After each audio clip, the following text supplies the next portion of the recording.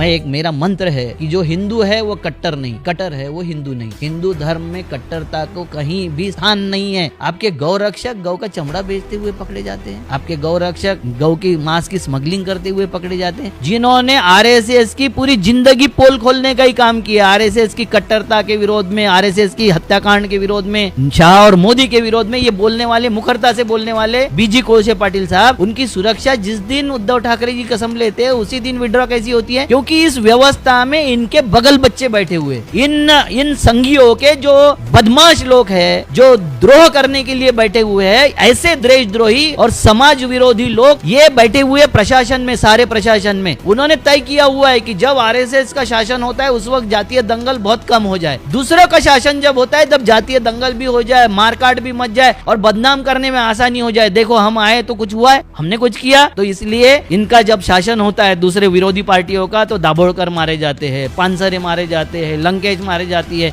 ये सब मारे इसलिए जाते हैं क्योंकि इनको अपने ऊपर नहीं लाना है, मगर करना इनको ही है। मोहन भागवत क्या बोला कि भाई मेरे को 3 घंटे दे दीजिए, मैं जो वर्तमान हमारी सैनिक सेना क्षमता है उससे ज्यादा ताकतवर मेरे लोग है। तो भैया तेरे लोग अगर इतने ताकतवर है तो तू झेड़ कमांडो की सुरक्षा क्यों लिया है? पुलिस की सुरक्षा और सैनिकों की सुरक्षा क्यों लिया है? तेरे हवादार कच्चे वाले चड्डी वाले क्यों नहीं रखा तूने आसपास? उनके हाथ में गन देके तूने क्यों नहीं तेरी सुरक्षा किया? तो तेरे को सुरक्षा हमारे सैनिकों से चाहिए जिनको तू राष्ट्रभक्ति के प्रमाण पत्र बांटता है, उनको अपमानित भी करता है, तू उनको समझाता है कि तुम्हारी औकात कुछ नहीं है, कि शाखा के लिए कोई परमिशन नहीं ली जाती। आपकी डंडा परेड जब निकलती है उसके लिए आप डंडे लेके रास्ते पे निकलते हो, शस्त्र पूजा करते हो, उसके लिए आपके पास में कोई परमिशन नहीं होता। वो शस्त्र कहाँ रखे हुए उसके आपके पास में कोई रिकॉर्ड नहीं है। तो सारे इलीगल काम आप करते हो और दूसरे को बोलते हो आतंकवादी। और दूसरा बात वो बोलता है कि 4 तुम पैसे पैदा करो और 2 हमारे लिए दियो। काहे के लिए दो? तो राघव जी वाले कारस्थान तुम्हारे चलने चाहिए इसलिए दो, सावरकर और गोडसे वाले कारस्थान वो चलने चाहिए उसके लिए दो। तो 377 तुमने इसीलिए हटाया था कि हमारे बच्चे ले और उनके साथ में तुम जो करना है वो करो, इसके लिए तुमको बच्चे चाहिए, क्योंकि तुम तो अपने बच्चे जनोगे नहीं, तुम साले सब नपुंसक हो और नपुंसकों के बच्चे होते नहीं है। तो इनका क्या नारा है अभी? मर जवान, मर किसान, मर विज्ञान। इनका विज्ञान गोबर और गौमूत्र तक ही सीमित है, इनका विज्ञान वो गडर से निकली हुई गैस तक सीमित है, इनका जो अर्थशास्त्र है वो पकड़े तक ही सीमित है, इनका उससे ऊपर जा नहीं सकता, क्योंकि ये संघी घोड़े हैं, ये बारात के घोड़े हैं। बारात के घोड़ों को ये ऐसा जो कपड़ा बांधा जाता है उससे बाहर का देखना नहीं है और दिखता भी नहीं इनको।